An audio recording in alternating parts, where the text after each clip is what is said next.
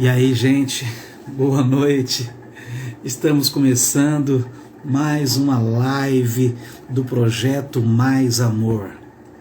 Nesse momento estamos começando uma live que vai falar ao seu coração sobre coisas impossíveis que podem acontecer para aqueles que creem em Deus.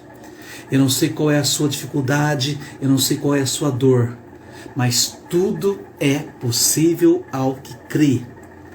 Não há uma área sequer que Deus não pode tratar, que Deus não entra com providência. Deus tudo pode. E esta live é a live do Projeto Mais Amor. O Projeto Mais Amor nasceu com o intuito de ajudar pessoas que sofrem com problemas na área da sexualidade. Eu não sei como está a sua vida, e eu não sei se você conhece alguém que tem problemas nesta área. Por exemplo, problemas com pornografia, problemas com masturbação, problemas com compulsão sexual, tudo que relaciona-se à sexualidade, com as fantasias imaginárias, com as produções imaginárias que nós temos. O Projeto Mais Amor trabalha com isso. Através de Deus, nós buscamos ajuda e sabedoria e conhecimento e discernimento para ajudar quem sofre nessa área. E vocês não têm noção, a área da sexualidade envolve tudo nessa vida. Todos os nossos sentimentos têm sexualidade, sabia? E quando eu falo sexualidade, é óbvio que eu não estou falando de ato sexual e nem de órgão genital, mas da libido, da energia, da força que nos move. E essa força pode nos mover para muitas áreas e de muitas formas, e nos trazer neuroses, e nos trazer transtornos, e nos trazer confusões, crises de identidades. Porque quando falamos de sexualidade, falamos de desejos. Quando falamos de desejos, falamos de força. Uma força que muitas vezes não é controlada. E é por isso que nesta noite nós queremos falar de um Deus que nos dá condições de ver forças que em nós não achamos como controlar, mas em Deus nós conseguimos. O Projeto Mais Amor nasceu com esse intuito de ajudar você que sofre com algum problema nesta área. Ajudar aquela pessoa que você conhece que tem problemas nesta área, dificuldades nesta área. A verdade é que todos nós temos dificuldades nessa área, mas nem todos nós entendemos. Nós achamos que o problema é outro, mas quase sempre está relacionado à sexualidade. E nas lives que serão feitas nas quintas-feiras, você entenderá que muitas vezes você nem sabia o problema que você está enfrentando e que você pode vencê-lo e ser uma pessoa totalmente realizada e feliz. Eu queria começar essa live de hoje lendo um trecho da Palavra de Deus que se encontra no livro de Marcos, livro de São Marcos, o segundo livro do Novo Testamento, livro de Marcos, no capítulo 9 de Marcos. Vamos lá? 9:23. Eu queria que você convidasse pessoas para ouvir essa live hoje. Hoje uma pessoa que eu amo demais vai dar um testemunho poderoso de algo que Deus fez na vida dele. E o testemunho dele pode ajudar muitas pessoas. Se você conhece alguém que tem um problema na área da sexualidade, aqui quero falar sobre a dificuldade na área da crise de identidade sexual. Hoje uma pessoa vai dizer como ele saiu da homossexualidade e se tornou hétero. Ele nasceu hétero. E durante o processo de vida, numa crise de identidade, ele acabou entrando no mundo da homossexualidade, viveu por muitos anos nesse mundo, foi drag queen, Miss Drag Queen, E hoje está conosco aqui para falar o que Deus fez na vida dele. Como ele fez na minha, como ele fez na sua. Não importa se foi drag queen, não importa se ele foi jogador de futebol, não importa se ele foi o presidente da república. O que importa para nós aqui é o que Deus fez. É o que Deus fez. É isso que nós queremos ouvir. Aquilo que Deus fez. Mas olha o que o Senhor diz no livro de São Marcos, capítulo 9, versículo 23. Ele disse assim: tudo é possível ao que crê. O Senhor diz assim: tudo é possível ao que crê. Eu não sei a luta que você está passando. Eu não sei a dificuldade que você está vivendo. Eu não sei o que é que você passa que você não controla. Você queria ser diferente, mas não consegue ser o homem, a mulher que você queria ser. Eu digo para você nesta noite: tudo é possível ao que crê. Deus pode mudar a sua história, como Ele pode mudar a sua vida e o seu jeito de ser. Um dia Ele mudou a minha, está mudando ainda e também quer mudar a sua. Amém? Hoje eu quero chamar aqui uma pessoa que eu amo demais. Ele vai estar falando de tudo aquilo que Deus tem feito na vida dele. E se você puder, convide pessoas para estar participando desse momento tão lindo que nós teremos aqui, tá bom? Vamos lá, eu vou convidar. Noite abençoada, glória a Deus. Glória a Deus. Amado Rick, boa noite. Boa noite, tudo bem, pastor?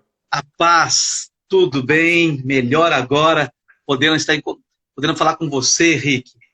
Rick, eu acabei de ler um texto da palavra de Deus que diz que tudo é possível ao que crê. O que você acha disso, Rick? Olha, eu É verdade? falo isso com experiência. Ao que crê, assim terá. Com toda certeza. Que eu tenho que falar tudo, né, Rick? Hoje, né? Tudo mesmo? Tudo. Eu creio que tudo. Deus, Ele pode todas as coisas. A pergunta é que nem Lucas 18:8 fala: será que porventura quando o Filho do Homem vier, encontrará fé nesta terra? A pergunta é: será que hoje a gente tem fé que Deus realiza milagres? É verdade. Eu creio que nesta noite Deus vai visitar o coração de cada um que está nos assistindo. Eu creio que cada um que está desanimado, através do seu testemunho, vai se animar, vai ter bom ânimo e vai ver um milagre acontecer. Amém? Rick, Deus fez alguma coisa em sua vida? Opa, se fez. Ah, é? Ah, então nos conta. O que o papai fez na sua vida, Rick? A gente quer saber. Então, é que assim, para a sociedade ainda é um certo tabu, né? E até às vezes na igreja também. A pergunta é: será que Deus pode transformar a vida de um homossexual? Ó, eu ouço por aí que não, hein? Então. Por aí o pessoal fala assim, olha, eu nunca vi um ex-homossexual. Pessoas falam isso pra mim. Sim. E aí? Tem pessoas que não gostam de usar essa expressão, né? Mas eu precisei viver para crer, né? Para quem ainda não sabe, meu nome é Riquelmo, né? Hoje tenho 32 anos, sou natural de Natal, Rio Grande do Norte. E eu fui homossexual por 12 anos, fui drag queen também, eleito até rainha da parada LGBT. E eu tive uma experiência com Deus, né? Que vou aqui hoje testemunhar para vocês. Então, melhor do que ninguém, alguém que viveu para poder testemunhar, né? Isso mesmo. Rick, é muito importante ouvir o seu testemunho por isso, porque muita gente sofre muito com essa angústia, com essa dor, com essa crise de identidade, e eles chegam a acreditar que não vai acabar, que não vai passar, porque não é um mês que eles têm essa crise, não é um ano, são muitos anos. Então, quando a dor é muito extensa, ele começa a achar que não, eu sou assim, eu nasci assim, eu vou morrer assim. Isso é verdade, Rick? A pessoa não tem jeito? Ele vai morrer assim? Lógico que tem jeito, sim. A primeira palavra que você falou, ao que crer, né? Assim será. E foi o que aconteceu comigo. E assim, eu não acredito que Deus iria nos criar para estar dependente de um ser, a não ser da presença dele. Então, eu acredito que Deus não iria nos prender a um desejo sexual específico. Porque eu acredito assim, existem pessoas que veio para casar e algumas outras veio para não casar, às vezes até para só servir a Deus, né? Para a glória do nome dele. Então, eu não acho que uma pessoa, Deus não possa operar na vida de um homossexual. Porque a questão é o seguinte, se eu hoje, como um antigo homossexual, chegasse na igreja e dissesse assim, olha, eu não estou feliz, eu me sinto mal e não era a vida que eu queria ter para mim. A pergunta é, Deus me faria para sofrer? Boa pergunta. Com Aí a certeza. questão é, será que Deus é limitado ao desejo de um rapaz e não querer mais viver uma prática de vida? Então quer dizer que se eu não estou feliz, eu sou obrigado a viver um estilo de vida na qual não me agrada? Excelente. Né? Quer dizer, então, não importa o que seja, Deus pode. Pode. Ao que crê, Deus pode. será. E a Se pessoa tiver tem que debaixo, de querer. acordo com a vontade de Deus, né? Tem essa questão. Isso. Bacana. Porque as Ô, pessoas Rick, têm então, uma visão equivocada de Deus, assim. Deus é amor, é justiça e fogo consumidor, né? E as pessoas estão vendo Deus numa forma de amor, mas num amor no qual eu posso fazer tudo o que eu quero. Só que no momento que eu decidi, na minha história, fazer tudo o que eu queria, me levou a viver coisas muito difíceis e coisas que eu, particularmente, não viveria mais. Então, Deus, por exemplo, um pai, né? Você como pai, você iria permitir que seu filho fizesse tudo o que ele quisesse, sendo que isso ia gerar consequências ruins para ele? Ou você não tentaria conversar ou mostrar realmente qual é o melhor caminho, né? Então, como que Deus faz com a gente? Qual é o único meio que a gente tem de poder se conectar com Deus, entender e compreender quem foi Deus, né? Pela palavra.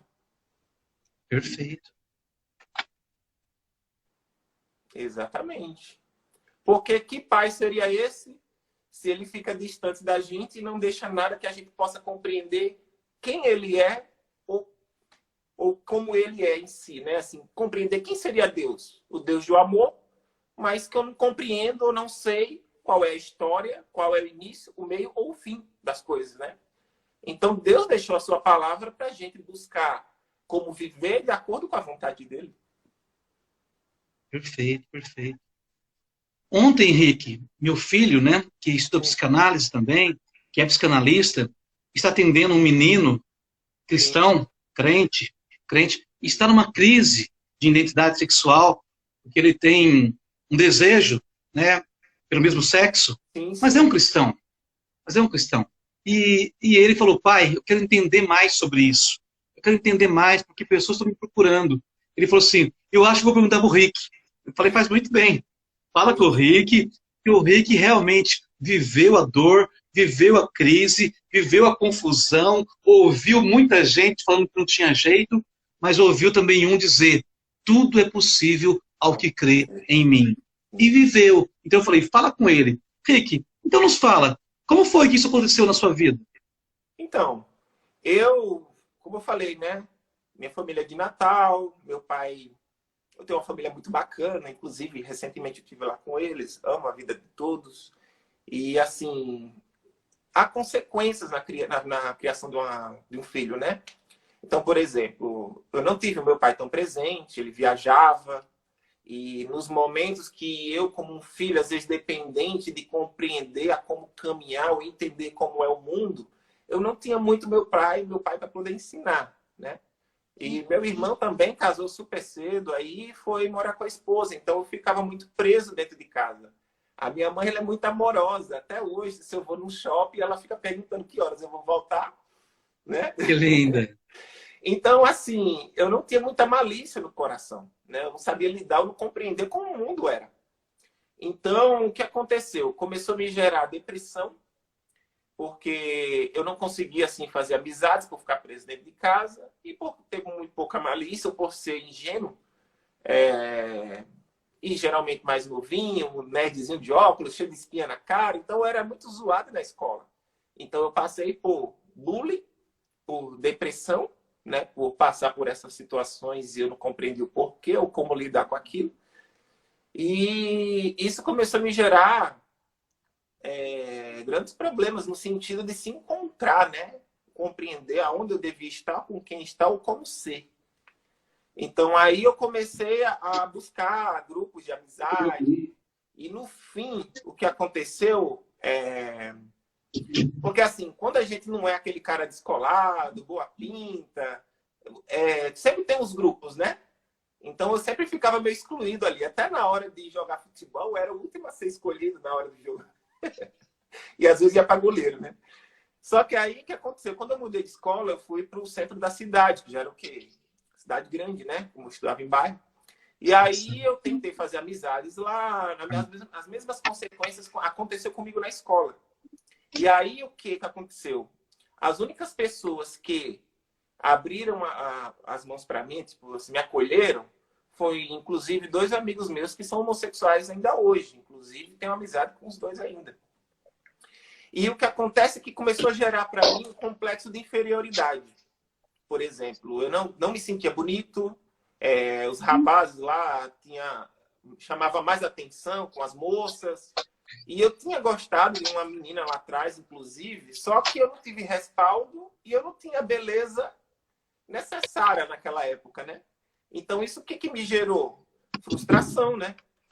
Me senti frustrado, não sabia com quem conversar e aquilo eu não sabia o que fazer. Então, o que aconteceu? Conheci 2 amigos, até hoje são homossexuais, fiz amizade com eles e fui conhecer uma praça LGBT na época, GLBT, né, que é mais antigo. E lá eu conheci um grupo de pessoas que eram, né, lésbicas, homossexuais. E aquilo para mim, aquilo era novo. E tipo assim, parecia ser legal, um monte de jovens juntos, descolado, todo mundo dando risada. E era mais ou menos aquilo que eu procurava. Então,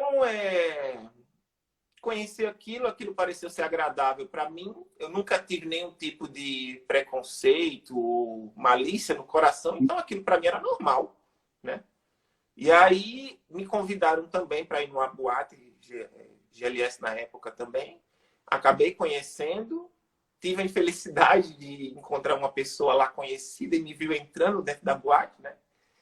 E aquilo ali acabou comentando com minha família e aí foi um mal-estar. Porque, assim, imagina você assumir a homossexualidade há mais de 12 anos atrás, né? Então, foi muito difícil, até porque eu fui o primeiro da família a assumir. Porque eu não tive opções. Quando falaram para minha família, depois que eu fui na boate, meu pai, eu lembro que ficou 1 hora do meu lado e perguntando para mim o que eu fui fazer lá. E aí, pastor, eu não sabia o que fazer, porque eu já me sentia frustrado, perdido de tudo. Me encontrei numa situação que eu estava sendo confrontado e questionado o que eu fui fazer numa boate lá. E só que, de todos os lugares que eu tentei, lá foi onde eu fiz amizades e até onde eu tinha gostado de conhecer. Isso que eu sempre gostei de teatro, teve o show das drag queens lá, que eu fiquei assim encantado, eu nunca tinha visto aquilo performático, então parecia ser muito legal para mim e naquele momento foi minha realidade, né? Aí eu pensei muito, passei 1 hora do lado do meu pai e falei para ele assim, eu disse, na verdade eu pensei na hora, né? Falei, se eu for para lá, me sentir bem e conseguir fazer amigos, acho que é isso mesmo, acho que eu devo ser isso, então. Aí foi o que eu falei pro meu pai, assumi que era gay, aí pronto, aí meu pai fechou a cara, né? Até entendo, né? Pai nunca pensa, né, de um filho entrar, ainda mais naquela época, né? Hoje, assim, já é bem mais fácil. Minha mãe começou a chorar e tal, e não souberam muito lidar comigo, não tiveram tanta sabedoria, eu também não poderia nem cobrar isso deles, né? Porque eu era o primeiro filho a assumir. Então, eu assumi.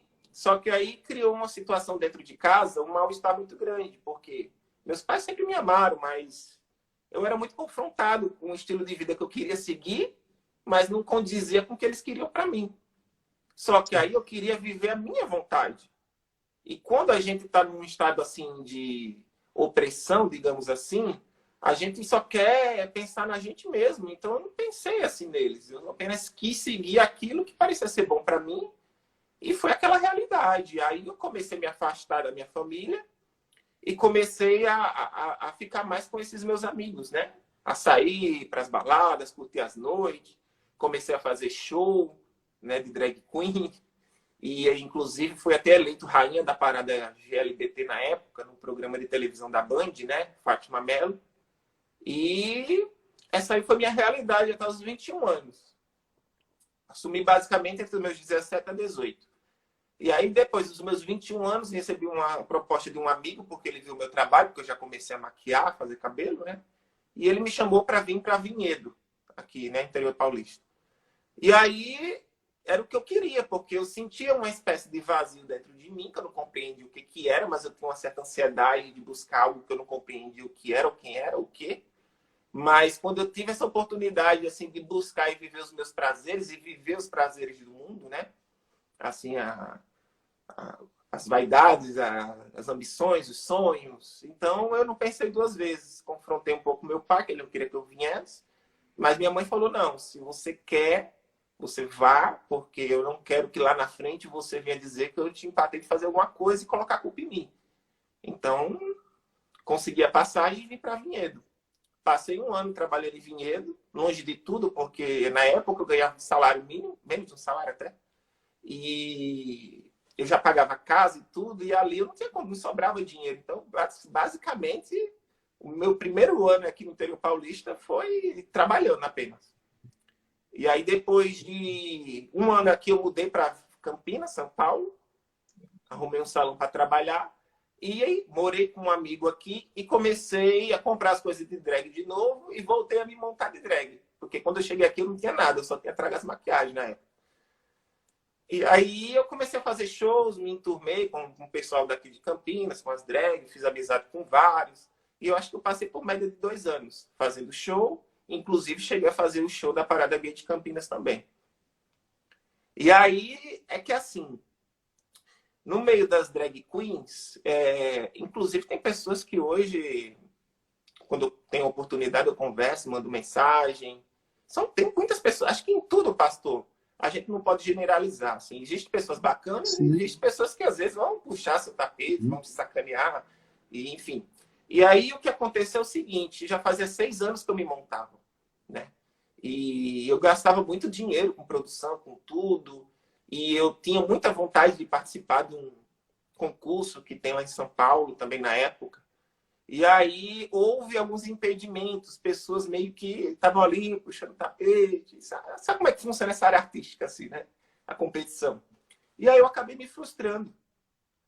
Porque eu comecei a pensar, nossa, eu tenho mais roupa de um personagem do que de mim mesmo. Eu vivo mais um personagem do que mim mesmo. E toda vez que eu me montava, parece que crescia uma espécie de vaidade, assim, de se entender como mulher, ou se achar parecido. Só que eu nunca quis virar, tipo, travesti ou virar mulher, mas eu achava bacana aquela produção, né? A questão artística, digamos assim. Eu sempre fui mais para esse lado. Só que eu percebi que aquilo estava o quê? Matando o meu verdadeiro eu. Eu estava vivendo mais um personagem do que a mim mesmo.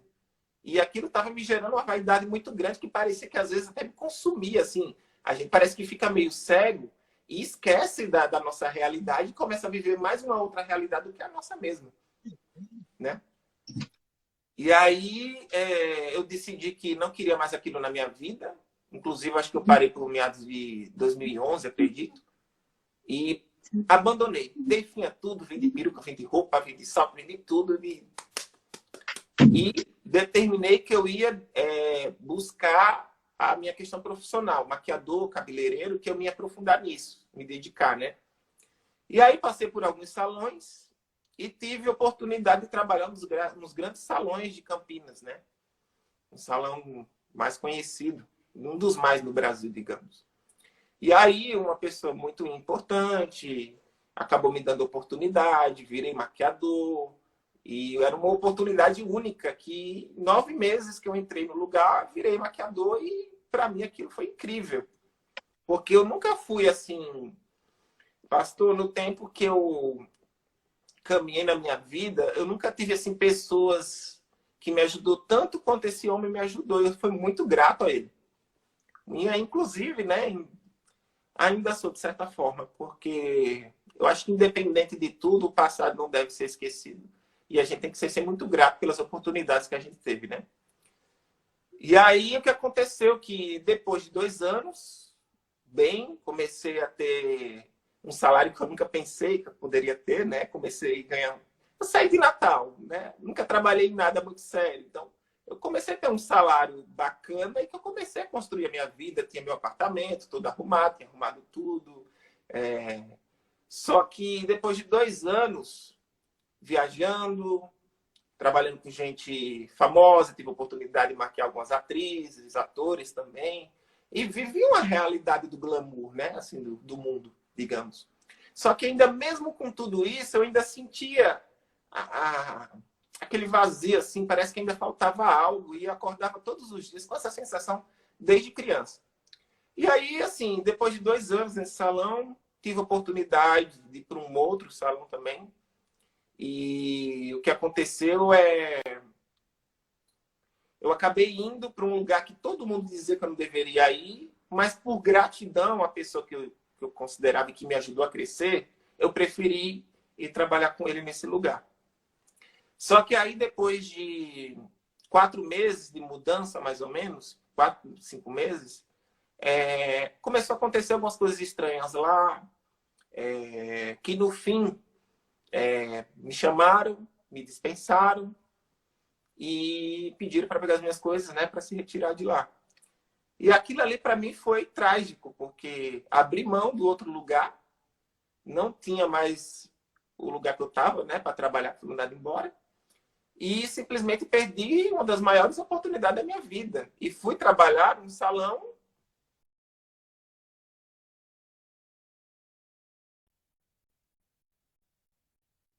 E aí o que aconteceu é que eu comecei a entrar numa depressão profunda. Passei, acho que eu fiquei 3 dias isolado dentro de casa com essa situação. Me deu dor de barriga, me deu tudo que você possa imaginar. E o meu amigo que teve que ir lá em casa dizer: levanta daí que você aí do jeito que você tá não vai resolver nada.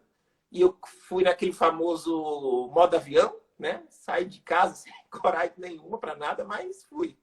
Comecei a tentar trabalhar de novo, mas perdi meu faturamento, perdi o salário que eu tinha. Fiquei endividado com os 3 cartões de crédito que eu tinha, dívida no banco, precisei entregar o apartamento, os móveis novos que eu comprei, tudo eu precisei, né, vender da FIM, porque eu não tinha o que colocar. E muitas pessoas na época chegou a falar mal do meu trabalho e pensa, um bombardeio, né? De um dia você trabalha, tá super bem, trabalha com gente importante, aí do dia puxam lá um tapete seu e tudo dá errado e você é prejudicado.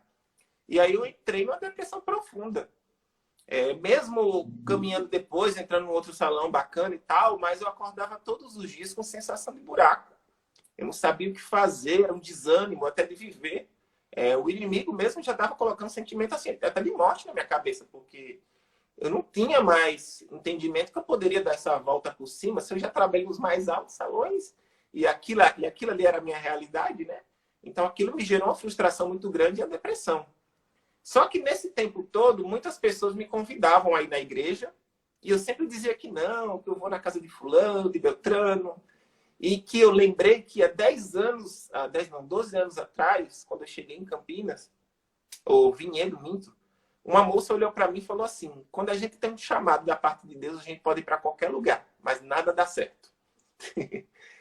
E aí o que aconteceu? Nesse meio tempo, sempre me convidaram para ir na igreja, mas sempre dizia que não. Só que o que aconteceu perdi tudo, estava todo quebrado, todo moído, e eu não sabia o que fazer.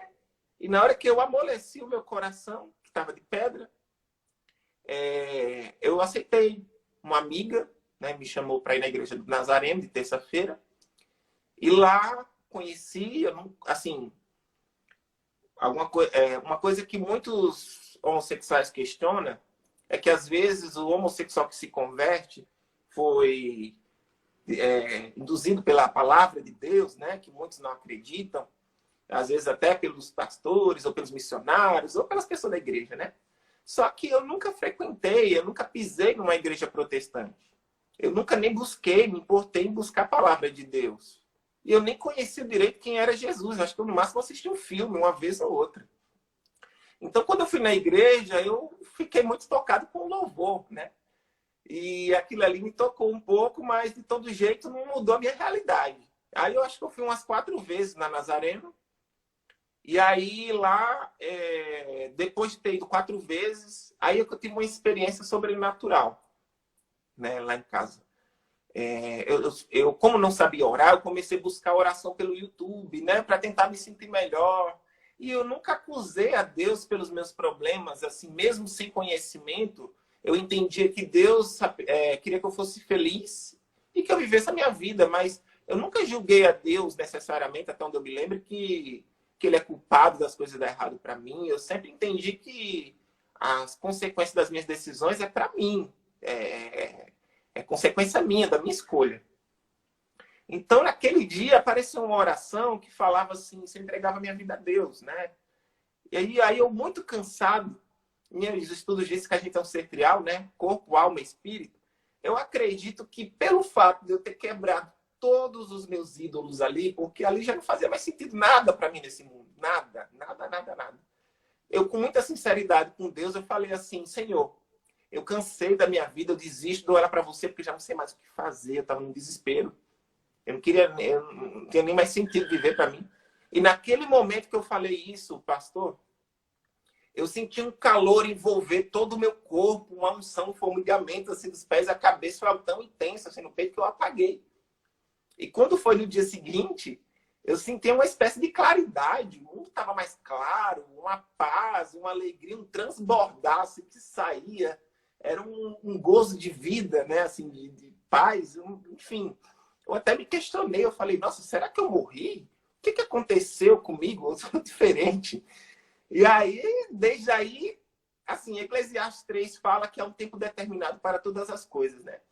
Então, assim, diante daquele dia, aos poucos, eu não consegui mais frequentar balada, aos poucos eu não conseguia mais querer beber, e aos poucos certas coisas foram sendo tiradas da minha vida, né?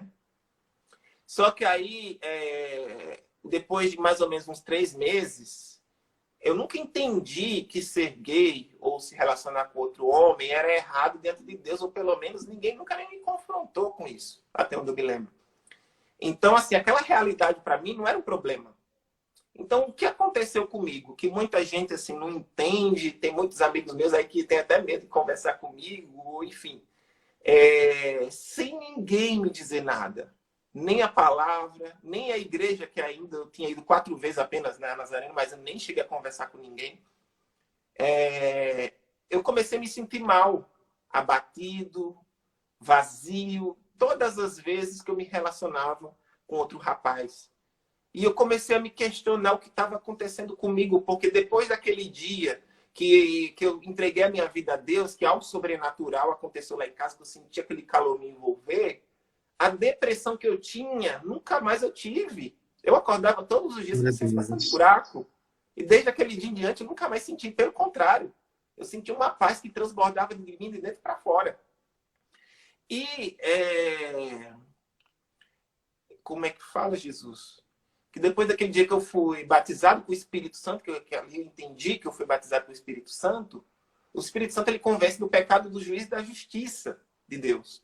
Então, sem ninguém me dizer nada, eu não consegui mais me relacionar com outros rapazes e entendi que o problema era me relacionar com outros homens, sem ninguém me confrontar.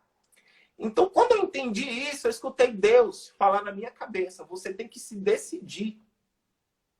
Aí eu até brinquei assim com Deus, eu falei, meu Deus, porque assim, eu cheio de pepino que ainda estava passando, mas vivendo algo espiritual.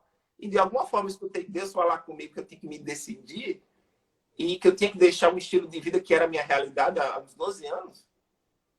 E aí eu até brinquei assim com Deus, eu falei, mas como é que vai ser isso? Como que eu vou ficar com uma mulher que eu não me via casado com uma mulher? Eu não entendia que eu podia, né, casar, enfim, o que não era meu desejo até naquela época.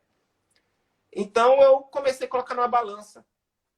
12 anos que eu passei na homossexualidade, Eu falo com toda certeza, eu vivi a essência do meio gay, eu sei como tudo ali funciona, eu sei o que acontece às vezes por trás dos bastidores, eu sei de muita coisa negativa assim que acontece, nem tudo é perfeito. Mas o que eu reconheci, que eu passava uma vida de passagem, porque em 12 anos eu nunca consegui ter um relacionamento sério, eu ficava com vários, com quem eu quisesse eu ficava. Do mais bonito, às vezes até mais feio, enfim. Aquela era a minha realidade, só que eu nunca consegui namorar. Eu tinha vontade assim, de casar, de poder ter uma família, né? E o que eu reconhecia, até quando eu era homossexual, muitos amigos meus que têm seus 40, 50, 60 anos, muitos deles são sozinhos. Muitos deles passam por depressão. Muitos deles, às vezes, têm que pagar para se relacionar com outro rapaz, e esses rapazes, muitas vezes, humilham eles. E eu vejo o sofrimento de muitos deles. Teve uma vez que um outro cara velho olhou para mim, depois de um rapaz humilhar ele, e falou assim, ele está me humilhando hoje, mas lá na frente é ele que vai ser humilhado. E aí eu comecei a reconhecer tudo isso na minha cabeça, lá naquele momento. E aí eu comecei a entender, eu falei, mas o que é vantagem dessa vida para mim? E aí eu entendi que no outro lado da balança, de alguma forma eu tive um encontro com Deus. Cara, eu sozinho em casa falei para Deus que entregava minha vida a Ele. E como que no momento lá eu tenho uma experiência sobrenatural, algo me envolve lá, um calor à noite me envolveu dentro de casa. E depois de lá, minha depressão sumiu. Comecei a viver um tipo de experiência, né, de amor, de alegria, que eu nunca vivi na minha vida. Aquele vazio que eu sentia desde criança foi preenchido. Eu não sentia mais necessidade de nada. A palavra de João 8,36 fala, pois o Filho vos libertar, verdadeiramente sereis livres. Não é querer tratar que a homossexualidade é doença, e não é. Pelo contrário, não é doença. São muitas consequências que levam pessoas a viver isso. E que não cabe muito explicar agora esse contexto no vídeo, que não vai dar tempo mais. Então, Jesus ele vem para nos tirar da influência do mundo e do pecado. Porque a gente vive um mundo corruptível. Um mundo de influência que, se a gente não tem Cristo e o Espírito Santo para nos tirar dessa influência que é um peso sobre as nossas vidas, a gente é refém. A gente se torna um prisioneiro. Então, o que aconteceu é que o Senhor, naquele momento lá, eu nasci de novo, sem eu entender que eu tinha nascido. Então, tudo se fez novo para mim, e se Deus apareceu e eu viver essa experiência real com Ele, por que eu vou me prender ao passado que não era bom para mim? Ou que posso viver coisas melhores? Então, eu não fui como a esposa de Ló, que olhou para trás quando Sodoma foi ser destruída e virou estátua de sal. Meu amigo, quando eu experimentei esse transbordar, que fluía de dentro para fora, eu não pensava duas vezes, eu olhava para o céu, parece que eu via às vezes Jesus no céu, e eu começava a chorar às vezes no ponto de ônibus sozinho. E é um amor que contagia. Então, simplesmente, eu abri mão, não quis nem saber de homossexualidade ou de nada. Aquilo ali, como eu falei, assim, ao meu ver hoje, questionando o que eu vivi, é muitas vezes uma prisão. E Deus não me fez para viver uma prisão. Deus me fez para viver o melhor dessa terra, de acordo com a vontade dele. Então, foi quando eu me decidi a caminhar com Deus, abrir mão da homossexualidade, que entendi que é um pecado com Deus. Não significa que um homossexual vai ser condenado por apenas ser homossexual, mas que o contexto da pessoa ser salva é reconhecer Jesus como Senhor e se arrepender dos pecados e começar a andar de acordo com a vontade dele. Assim como eu falei em Lucas 18:8, né? Que faz uma alusão que a nossa fé não é só no crer, mas é no viver a vontade de Deus, né? A palavra. Então, eu busquei a igreja, porque foi a única igreja que eu pisei, a Nazareno. Inclusive, fui lá pedir para saber da aula de batismo, que eu senti um queimar no meu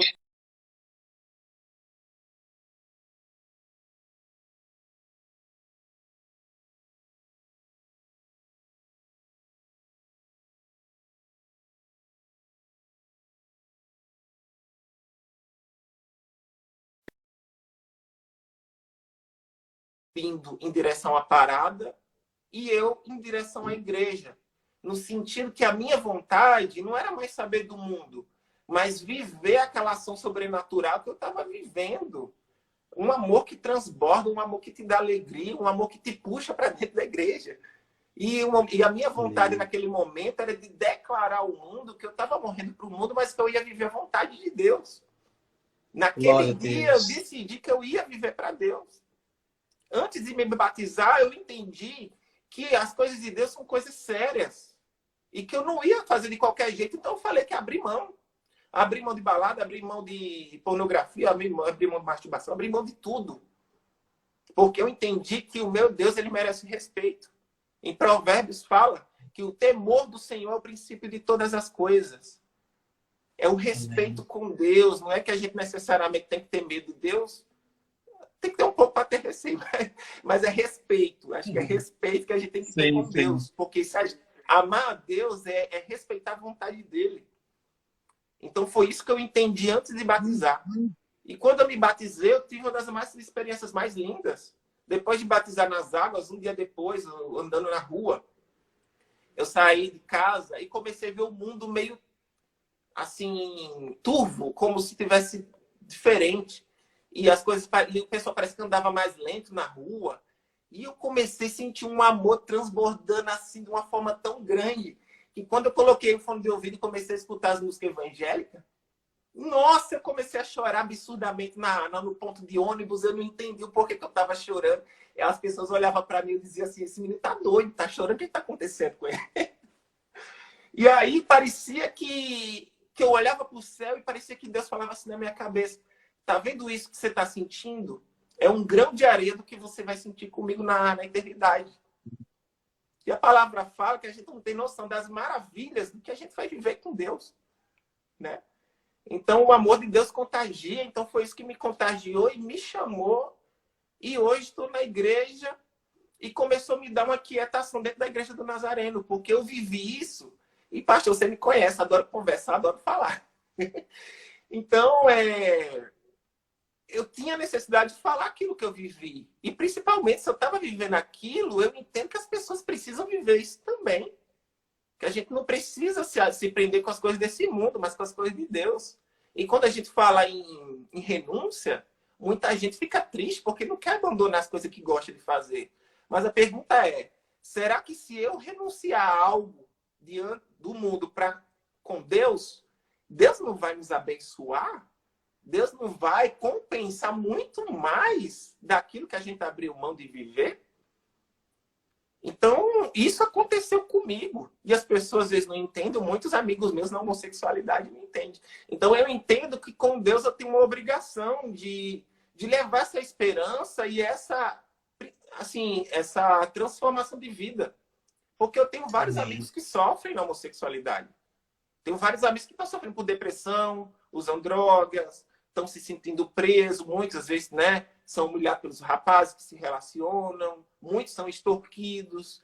Então, se eu estou bem como cristão e vendo que os meus amigos lá estão passando por isso, que cristão seria eu se eu fosse guardar isso só para mim? Então, esse é o meu objetivo hoje com Deus, de poder levar esse caminho de esperança. Não com preconceito, porque uma coisa as pessoas querem colocar homofobia é a aversão que você tem com a pessoa ao ponto de você prejudicá-la, né? Às vezes querer bater ou qualquer coisa do tipo. Mas questionar a homossexualidade ou confirmar que a palavra de Deus fala que a homossexualidade é um pecado como os outros. É um pecado que tem que ser levado a sério pela pessoa com Deus e que se eu me transformei sozinho e não precisou ninguém falar para mim, com certeza Deus vai falar com essa pessoa e essa pessoa voluntariamente vai poder mudar, né? Então, o meu testemunho é esse. Bênção, Rick. Bênção. Eu queria muito que você viesse falar com a gente hoje. Até falei com meus alunos hoje para te ouvirem. Por quê? Porque mesmo sendo psicanalista e estudando a formação da mente humana, o comportamento humano, eu entendo que algumas coisas a gente não entende. A gente não entende.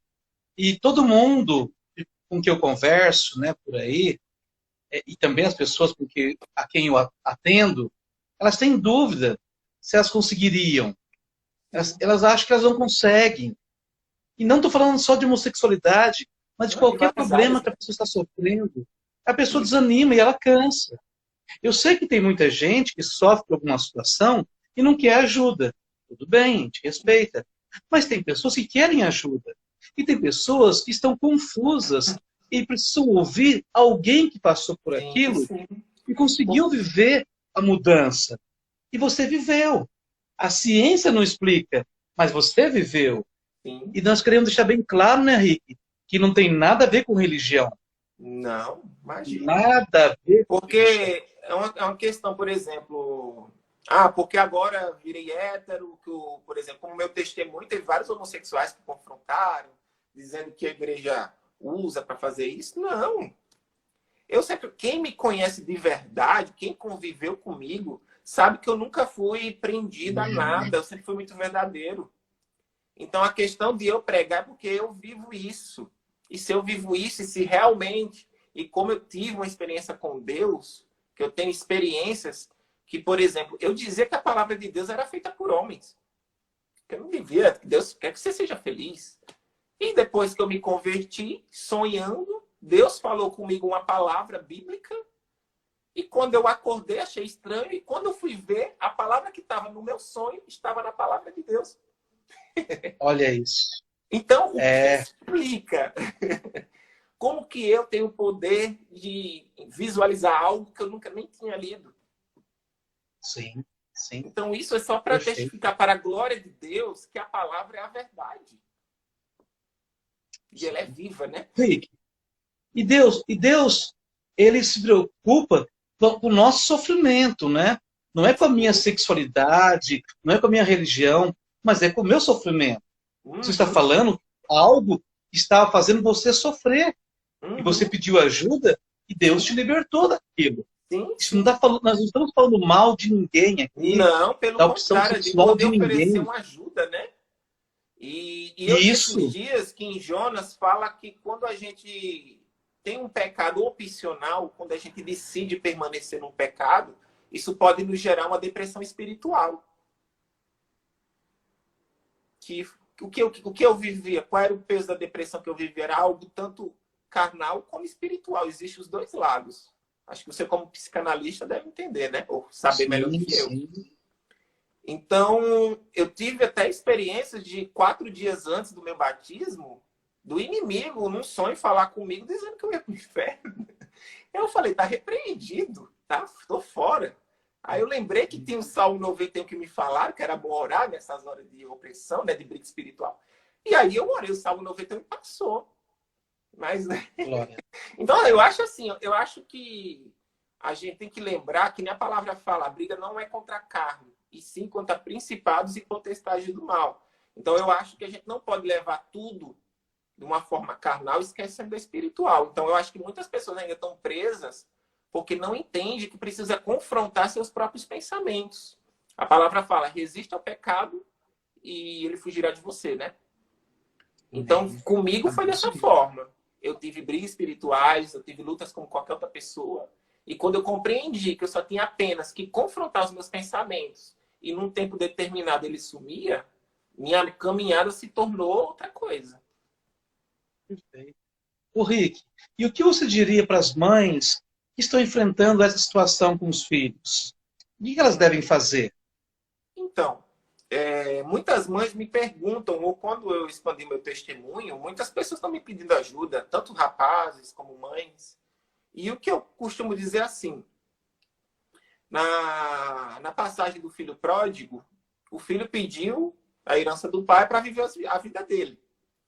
Então, eu entendo, como foi comigo, eu precisei sair de casa para passar pelas coisas, para entender que certas coisas não eram boas e que para hoje, quando eu tive um encontro com Cristo, realmente, entre a vida velha e a nova vida, eu preferi a nova vida. Então, eu acho que os pais precisam deixar os seus filhos... Se é uma decisão do filho realmente entrar nisso, eu acho que não tem o que se fazer. Eu sou fruto de oração. Minha tia orou muito por mim, minha irmã orou muito por mim.